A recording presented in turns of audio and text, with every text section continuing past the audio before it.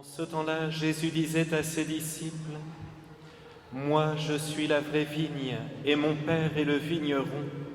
Tout sarment qui est en moi, mais qui ne porte pas de fruit, mon Père l'enlève. Tout sarment qui porte du fruit, il le purifie en le taillant, pour qu'il en porte davantage. Mais vous, déjà vous voici purifiés, grâce à la parole que je vous ai dite. Demeurez en moi comme moi en vous. De même que le sarment ne peut pas porter de fruit par lui-même s'il ne demeure pas sur la vigne, de même vous non plus si vous ne demeurez pas en moi. Moi je suis la vigne, et vous les sarments. Celui qui demeure en moi et en qui je demeure, celui-là porte beaucoup de fruits, car en dehors de moi vous ne pouvez rien faire. Si quelqu'un ne demeure pas en moi, il est comme le sarment jeté dehors et il se dessèche. Les sarments secs, on les ramasse, on les jette au feu et ils brûlent. Si vous demeurez en moi et que mes paroles demeurent en vous, demandez tout ce que vous voulez et cela se réalisera pour vous. Ce qui fait la gloire de mon Père, c'est que vous portiez beaucoup de fruits et que vous soyez pour moi des disciples. Acclamons la parole de Dieu.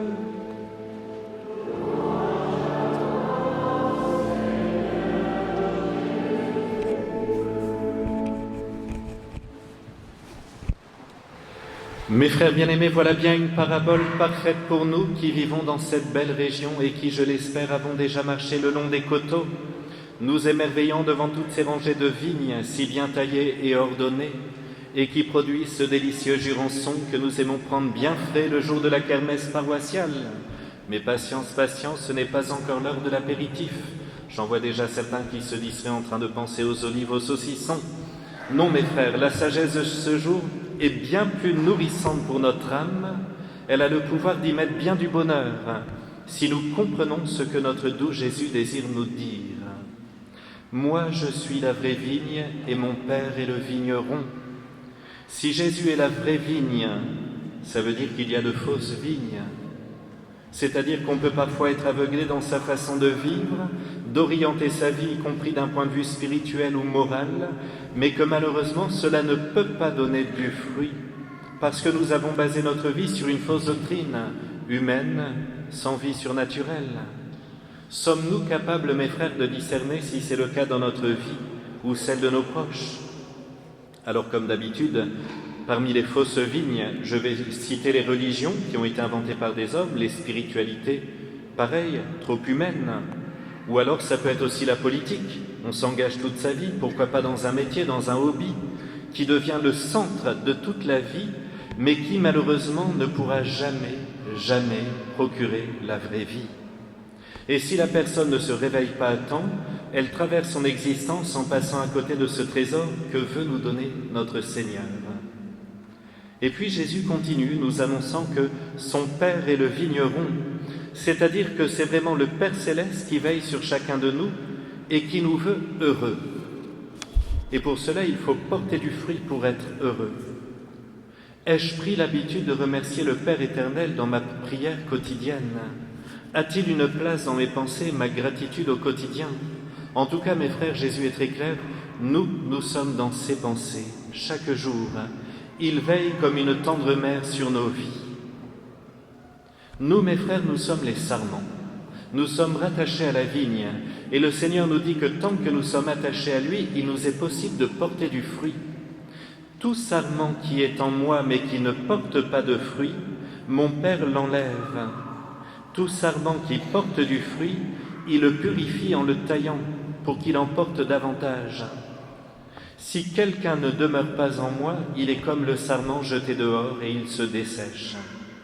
C'est une première parole très forte, car cela veut dire que même en étant chrétien, en ayant reçu le saint baptême, les sacrements, il est possible de ne pas porter du fruit et donc d'être jeté dehors. Et c'est une question de justice, mes frères. Souvenez-vous cet autre évangile où Jésus nous dit qu'il nous a donné des talents à faire fructifier. Et au soir de notre vie, il nous sera demandé des comptes sur les talents que nous avons reçus.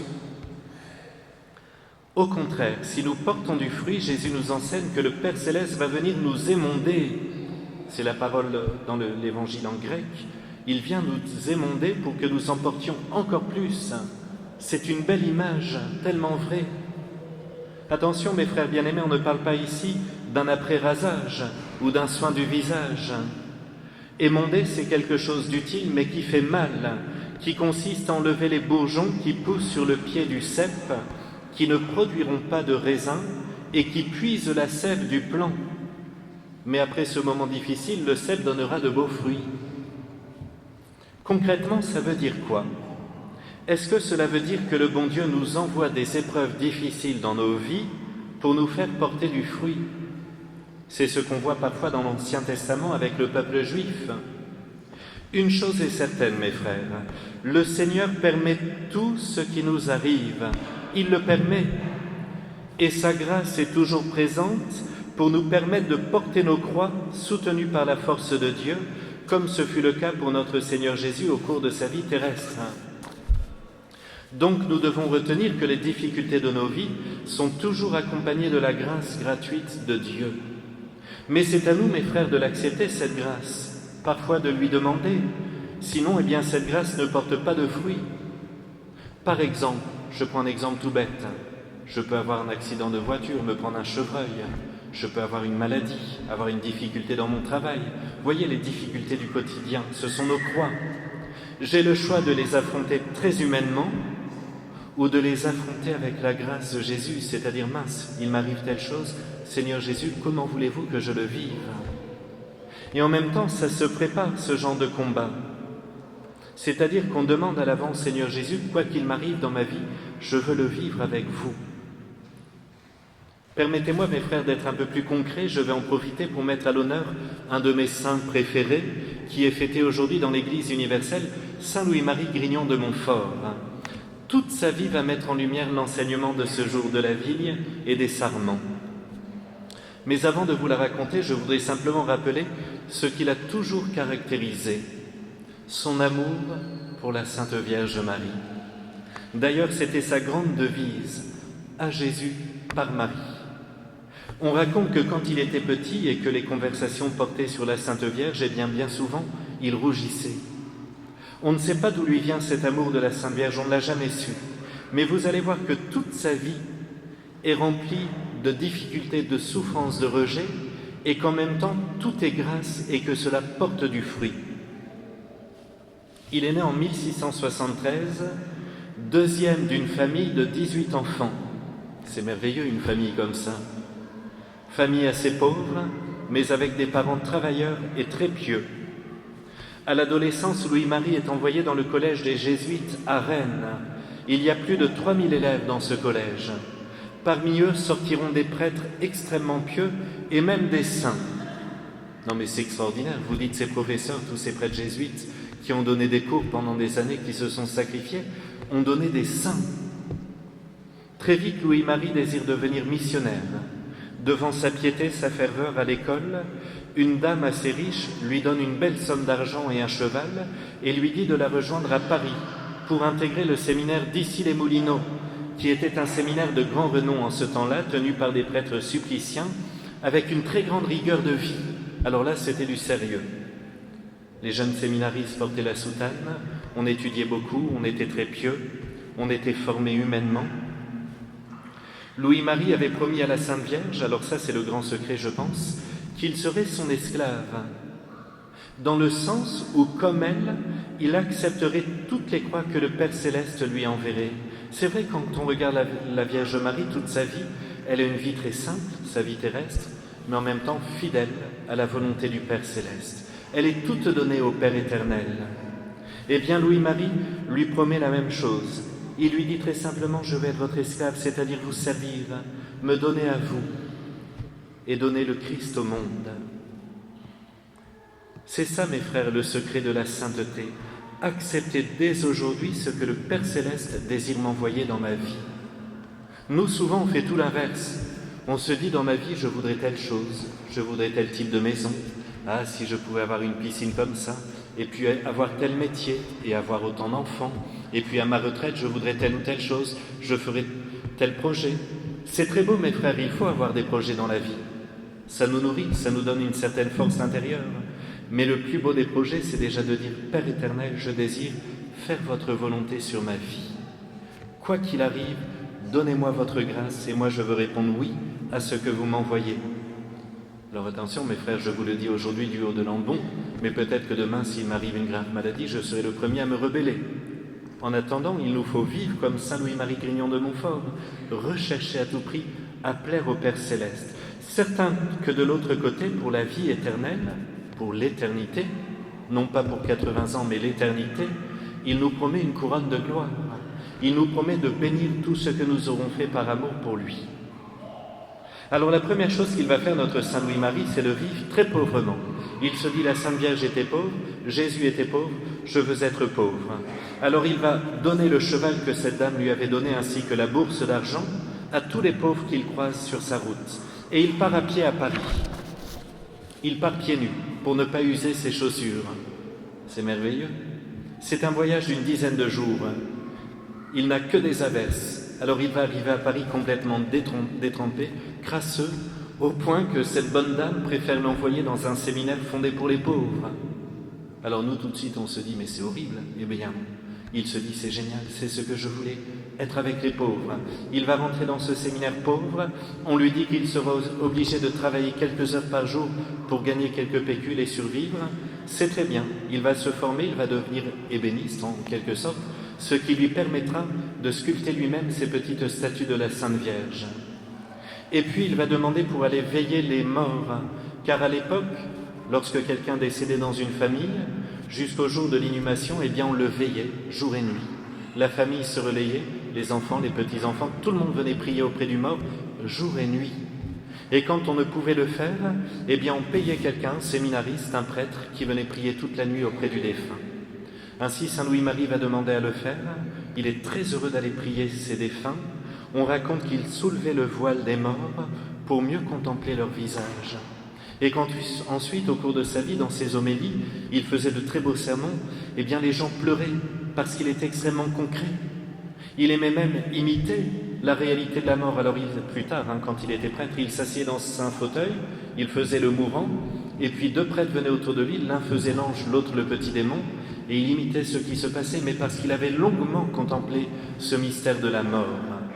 J'espère, mes frères, qu'on y reviendra à cette fameuse veille de nos défunts. C'est un garçon d'une très grande piété. Par contre, malheureusement, il n'est pas très beau. Il a un gros nez, il est toujours très très sérieux, il n'arrive pas à blaguer, au point que les supérieurs le convoquent et lui disent « Écoute, Louis-Marie, là, il faut faire un effort. » Alors il apprend par cœur des blagues qu'il raconte lors des récréations, mais personne ne rigole parce qu'il est dit trop sérieusement. Vous voyez, il avait ce petit côté un peu bizarre, mais voilà, en même temps d'une très très grande piété. Il va finir par être ordonné prêtre. On décide de l'envoyer à Poitiers, loin de Paris, parce que son style de piété dérange, son style de pauvreté dérange. Et il va être envoyé dans un hôpital. Alors à l'époque, un hôpital, c'est un grand mot. À l'époque, on met un peu les mourants, les malades dans une grande maison, les personnes en fin de vie, et on les laisse un petit peu à l'abandon. Et lui, notre Louis-Marie, va réorganiser tout ça. D'abord, il vit au milieu d'eux, il est vraiment très charitable, il se donne pleinement à cette mission, il demande qu'une seule chose aux malades de l'hôpital, c'est de dîner ensemble. Tous les soirs, on dîne tous ensemble. Alors comme il enlève les bouteilles de vin, il y a deux ivrognes là qui sont fâchés et qui vont écrire à l'évêque en disant qu'il est beaucoup trop strict. Et malgré le travail magnifique qu'il va faire dans cet hôpital, jalousé par ces deux personnes et par les prêtres voisins, l'évêque lui demande de partir. Ça commence bien. Vous pensez qu'il va se mettre en colère, jeter, que sais-je, à la tête de l'évêque? Non, il accepte, il part. Seulement voilà, quelques semaines plus tard, tous les malades de l'hôpital lui envoient une lettre. Ils sont plus de 400 à avoir signé. Nous vous demandons, cher Louis-Marie, de revenir à l'hôpital. Nous voulons notre aumônier, nous avons besoin de vous. Alors il est rappelé par l'évêque, il revient dans cet hôpital, il continue à tout réorganiser, il demande à une femme aveugle de gérer l'hôpital, et elle va faire ça très bien, avec des boiteux. Non mais c'est extraordinaire cette charité. Ils vont tout réorganiser, il y a une très grande charité dans cet hôpital. mais de nouveau des jalousies. Alors l'évêque lui demande de partir, alors il retourne à Paris, visiter sa sœur qui était religieuse. Il me semble qu'il avait au moins 3 sœurs religieuses. Donc il va aller la voir, et puis, dans le petit logement où il se trouve, il va écrire à ce moment-là « L'amour de la sagesse éternelle ». Petit livre que je vous recommande, il est vraiment splendide, sur la Sainte Trinité et sur l'amour de la Sainte Vierge. Quelques mois plus tard, de nouveau il est rappelé à Poitiers, il y retourne, mais il sent bien que ça va mal se passer à l'hôpital, alors il décide de faire des missions. Il part dans les rues, dans les quartiers pauvres, il évangélise les enfants, parce que souvent, en ce temps-là, vous voyez mes frères, c'était un peu comme aujourd'hui, dans les quartiers pauvres, il y avait un peu le rejet du prêtre et de l'Église. Il faut dire que bien souvent, certains prêtres étaient assez riches, donc on se moquait, on les mettait de côté. On ne voulait pas d'eux dans les quartiers pauvres. Lui, il y va, comme il est habillé comme un mendiant, eh bien il est tout de suite accepté. Il évangélise, il fait du catéchisme, mais il est si passionnant que même les adultes viennent, y compris les prêtres des quartiers. Ils viennent écouter ses catéchèses. Et très souvent, les gens eh bien, sont émerveillés de ses enseignements. Un jour, il y a une telle ferveur lors d'une mission qu'il propose aux villageois d'apporter toutes les mauvaises images, les petits livres moqueurs et salaces qu'ils ont dans leur maison, pour brûler tout ça le soir au cours d'une veillée. C'est merveilleux. Imaginez si on faisait ça ce soir sur le parvis avec toutes nos tablettes et nos téléphones, un grand feu de joie. Seulement, on court chez l'évêque en disant « il va faire une folie, il brûle des livres au centre de la ville ». L'évêque envoie le vicaire général qui vient gronder Saint Louis-Marie. Saint Louis-Marie a son habitude, chaque fois qu'il se fait gronder par quelqu'un, il se mettait à genoux. Il ne disait rien, à genoux. Donc le vicaire général lui interdit de continuer la mission. Saint Louis-Marie se relèvera, il dira aux personnes présentes, ils étaient censés planter une très grande croix, c'était son truc. Lors des missions, on plantait une grande croix, comme on en a maintenant un peu partout, vous voyez la croix à côté de la cathédrale, mais la plupart de nos calvaires viennent des missions qui étaient faites au cours des siècles passés, c'est-à-dire que pendant une semaine, un prêtre venait prêcher à la cathédrale ou dans les églises pendant la semaine sainte, par exemple, tout le monde se confessait, et puis ensuite on plantait cette grande croix parce qu'on était fiers d'appartenir à Jésus. Ce jour-là, il dira à toutes les personnes présentes, peut-être que le Seigneur ne voulait pas de cette grande croix, il préfère que nous la plantions dans notre cœur. Et il va partir ainsi. Il est renvoyé du diocèse de Poitiers. Quelle vie merveilleuse! Mais à chaque fois, mes frères, dans toutes ces souffrances, dans tous ces rejets, il se dit, eh bien, merci Seigneur, vous voulez me purifier ainsi, on y va. Je suis toute à la Sainte Vierge, eh bien je veux être comme elle, peu importe les souffrances que je reçois. Il décide de partir à Rome pour voir le Saint-Père, il part en pèlerinage. Et c'est merveilleux, lorsqu'il approche du Vatican, eh bien, on le présente au Saint-Père et tout de suite il vient embrasser ses mains. Le Saint-Père est émerveillé de la sainteté de Saint Louis-Marie, de cette pauvreté, de cette simplicité. C'est beau de voir eh bien, cet amour des vertus chrétiennes. Il va lui donner une lettre de mission. Il lui dit « rentrez en France », mais Saint Louis-Marie lui dit « mais j'aimerais être missionnaire, je voudrais partir au Canada, évangéliser comme les jésuites ». Non, non, rentrez en France, évangélisez les quartiers de France, ils en ont tant besoin. Et donc il va revenir en France, à pied, sous le soleil de l'Italie. Il est tout bronzé, il a une soutane toute usée, il porte un chapeau à la main, ses chaussures de l'autre parce qu'il ne veut pas les user. Et en rentrant, eh bien tout de suite, il va se rendre dans l'Ouest, en Vendée, en Bretagne, pour continuer ses fameuses missions. Alors là, il va faire un travail extraordinaire. C'est la fin de sa vie, il a un peu plus de 30 ans. Il va passer partout, dans les villages, dans les villes, pour aider les villageois à prier la Sainte Vierge, à redécouvrir la beauté du chapelet, à aimer le bon Dieu par la prière du chapelet. Il dira d'ailleurs, et il avait bien raison, la plus belle des prières après la messe, c'est le chapelet. Pourquoi? Parce qu'on médite la vie de Jésus-Christ et on prie des « Je vous salue Marie », autant dire qu'on n'est pas distrait par des milliers de choses. Alors qu'il dit l'oraison, bien souvent, on est là à s'enfermer dans son oratoire et tout de suite on est distrait. Donc le chapelet, pour lui, était vraiment la prière la plus facile à faire. Je vous le dis, mes frères, c'est important. Il va donc évangéliser toutes ces villes et villages de cette région. Il va arriver à La Rochelle. La Rochelle, à l'époque, était devenue protestante. Les luthériens étaient très présents.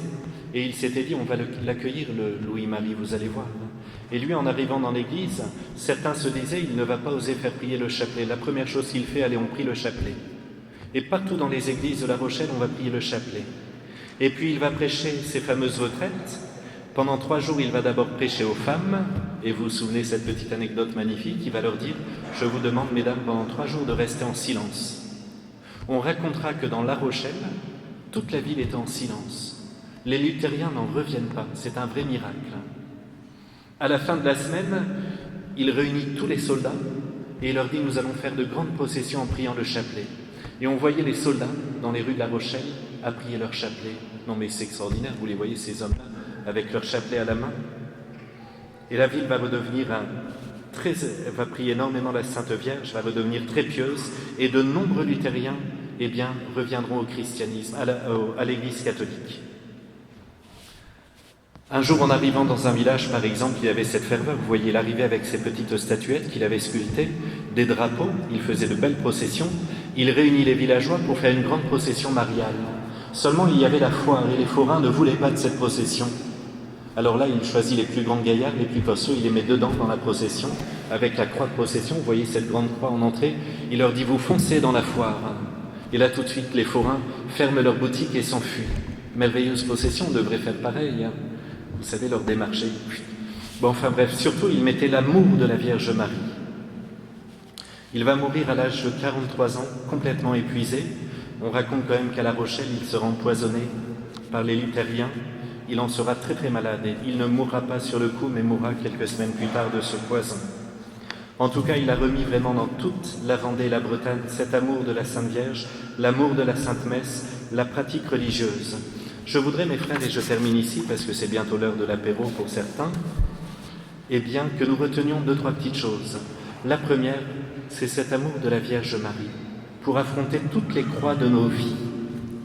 Voyez, mes frères, moins de 70 ans après sa mort, il y a eu la Révolution française. Eh bien, la Vendée, la Bretagne, qui avait été évangélisée, ont tenu bon. Alors que le roi venait d'être guillotiné, alors qu'on envoyait des prêtres jureurs dans les paroisses, la Vendée a dit non, nous ne voulons pas. Nous aimons notre roi, nous ne voulons pas de ce changement. Et ils ont tenu ferme devant tous ces changements. Certes, il y a eu ce grand génocide, il y a eu la dépopulation de la Vendée, mais ils sont restés fidèles à l'Évangile, fidèles à l'Église, parce qu'il y avait l'amour du chapelet. Moi, je vous le dis sans embâche, les parents qui prient le chapelet, leurs enfants termineront leur vie en croyant avec la foi. Si vous priez le chapelet, vos enfants tiendront bon, et à la fin de leur vie, ils seront croyants. Je compte sur vous, chers parents, pour continuer à prier le chapelet dans les maisons. Et dans les moments difficiles, vous verrez combien nous sommes aidés par la Sainte Vierge, par le bon Dieu. Et puis surtout, il nous faut dire aujourd'hui au cours de cette messe, Père Céleste, nous désirons être saints. Vous pouvez nous émonder, vous pouvez nous purifier. Nous vous demandons qu'une seule chose, c'est votre grâce pour accepter les croix que vous nous envoyez. Ainsi soit-il.